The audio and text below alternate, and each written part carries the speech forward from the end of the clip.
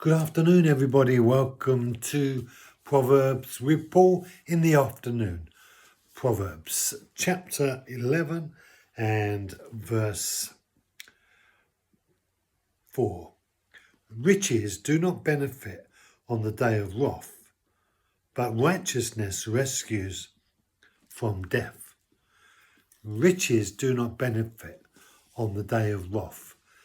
It tells us two things. There's a day of wrath coming, and when we get there, riches will not benefit us. It's a strange thing, isn't it, that we spend most of our lives being told that we need to get stuff in order to be able to be someone. But the truth is that the getting of stuff and the energy we use to get that stuff and the way we use our lives to get that stuff is actually the downfall of many human beings. And it won't benefit us in the day of wrath. So when this day of wrath comes, it won't benefit us. Doesn't matter if we gain the whole world, but lose our soul, Jesus said.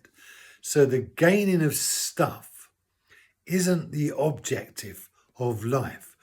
Life is so much more than getting stuff.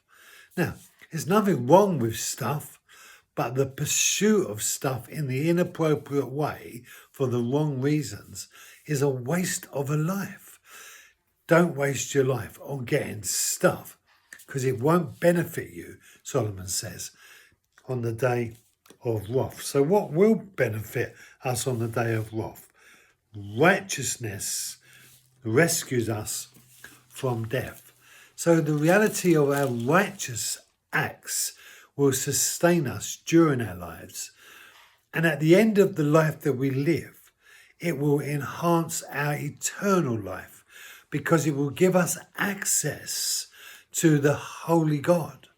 So how do we get ourselves in a position of righteousness?